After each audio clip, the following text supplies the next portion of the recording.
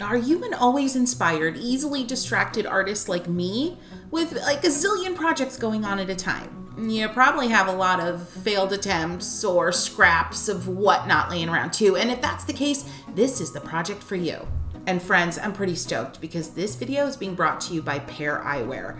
They have literally revolutionized the way we wear glasses, and you know me and my glasses. My style is always changing. I'm always inspired by something new, and they give me the opportunity to indulge that with my eyewear. Oh my gosh, more on that later. Let's jump into this project. Today we're creating a watercolor collage, and it's perfect for the indecisive among us. It's a great project to kind of have on standby as a breather from other more intense projects. And friends, it's also really awesome as a gift. And I'm making this one for my mom. I really hope she's not watching. All right, today's supplies. You're gonna need a base layer of watercolor paper. And I say watercolor paper because I want it to be rigid and thick. But if you have something else in mind that's rigid and thick, just make sure it's acid-free so it lasts forever. You're gonna need some type of affordable frame with a mat, preferably. Scissors. I like these little embroidery scissors. Everything's listed below in the description. And of course, you're gonna need scraps like I have here in the bottom right-hand corner of my screen.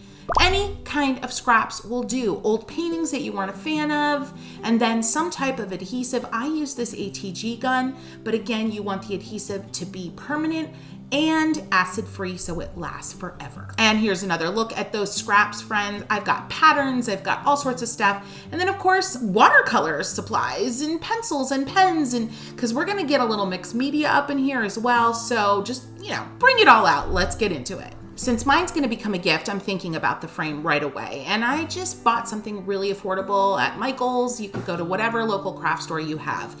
The thing is, you need to get that mat board out of the frame because we're gonna trace it onto our base layer of watercolor paper.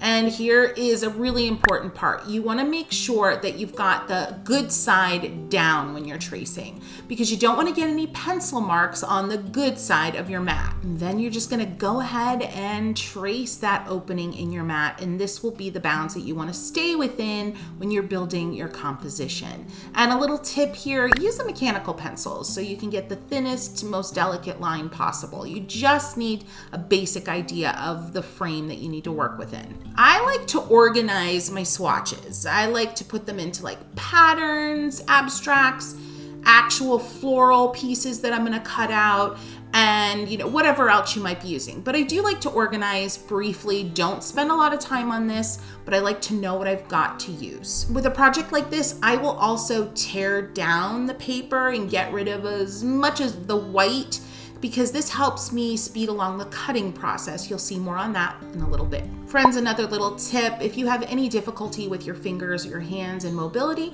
I would just use a larger pair of scissors. Moving on to laying out the composition. I'm just using really light lines here. I'm gonna have a largest flower, a medium flower, and a smallest flower. And then I'm blocking in some basic ideas of where I'd like some leaves to go. And I have some swirly cues there in the bottom left corner. And then a little suggestion of like pods, or they could be kumquats or grapes or whatever they might end up being. But I'm really thinking about the variety of shape and size. If this is your first time doing something like this, just go ahead and follow my composition. And if you want to learn more about composition and how to develop your own, I'm gonna link a video below. I promised I would tell you more about my Pear eyewear, and I'm so excited. Here's how it works. You basically have a top frame and a base frame. So for my base frame, I chose the Larkin style. It's boxy and perfect and modern, and I love it. Here's where things get really cool. You get to switch out your top frames whenever you want. Oh my gosh, this is the red. Of course I went for the red. I got a little crazy with this black and white splatter, and I love it. I got even crazier with the neon orange, and I'm surprised, but I can't even. Still loving that red though. And yeah, they don't come off. They don't come off. Last but not least, the copper dip dye. Which is your favorite? Let me know in comments. I promise we're getting back to painting, so don't go anywhere. Friends, my prescription is not an easy one, and it's perfect from Pear eyewear. And I can then switch out these top frames for only 25 bucks. Oh my gosh. There are endless selections. I was blown away, and honestly, it took me forever to choose. but like in a good way. For me, Pear eyewear is like the perfect way to indulge like my creative fantasies. My glasses are such a huge part of my life. I never take them off except when I go to sleep.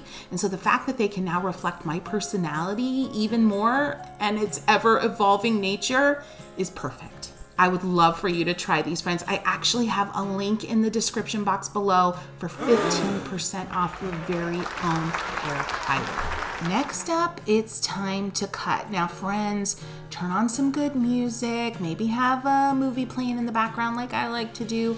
This is gonna take you a little bit of time. It's super relaxing though, but remember, if your hands start to get fatigued, take a break. There really aren't any rules to this process. So if you wanna cut one piece and then place it into your composition, go for it. But I like to have a bunch of options ready to go before I start creating my composition. It somehow helps me see better. I also find that having a little library of cutout pieces before I start working on the composition helps me better decide my color, my composition, and what might be ultimately missing before I even really get started. Here's a few hacks that'll make this process even easier. Number one, feel free to sketch out the shapes onto the scrap before you even cut it, like I'm doing here with the leaves or the petals. If you don't feel like sketching, pull out some cookie cutters, or maybe your kids have like a tracing kit with different shapes and use those. This project is meant to be super laid back, super fun, and relaxing. So do what you need to do to make sure it's all those things. Number two, when you're cutting, try to move your paper way more than your actual hand with the scissors in them. I know it may feel weird at first, but you're gonna get a lot more control over the shape that you're making if you're moving the paper very, very specifically, instead of trying to move your hand and make all those curves and cuts. Once you get the hang of it, it's a game changer. Number three, and this is a little bit of a weird one, and maybe it's just something that I do, but as I'm cutting, and remember, I mentioned that you should like tear away the extra white paper when you're in the sorting process. But now, as you're cutting, I like to continue to tear away areas that are kind of getting in my way as I'm cutting. You see me doing that throughout here. And it is such a big help because, again, you want to limit that hand strain. You want this to be fun and relaxing and feel good. And so if that big piece of paper that you're cutting towards is actually getting in your way, just tear it away. All right, so I am now starting to think about my composition and what that one big focal point flower will be. And I've decided it's gonna be this pink anemone. And I know you might be sitting there cringing like, oh gosh, why are you tearing up, ripping up, cutting up that beautiful painting? And I actually said to myself, like, Christy, do you really wanna cut this one up? Because it had a lot of potential. I could continue the painting, but I also really love this part of the process for this particular project. It actually forces you to be less precious about your process. That the only way to produce a beautiful painting is for it to be on a flat piece of watercolor paper, framed and done. You can take something that you're really proud of and make yourself even more excited about what you've made by getting kind of experimental with the way that you take it further and the way that you evolve it.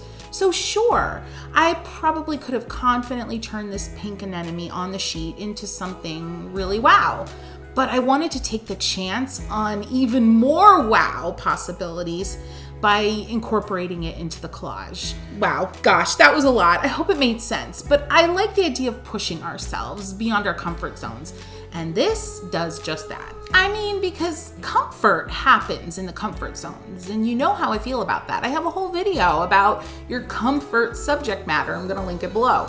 But the wow moments, the adrenaline moments, those moments that make you realize that you are doing exactly what you're supposed to be doing right in the moment, those come from taking risks. I've got that pink flower down and I am feeling really good. I'm starting to build this collection of pieces that I'm cutting, but I definitely love that pink flower as the focal point. So moving on to arranging, and I will be gluing these down. Let me tell you a little bit about this adhesive I'm using.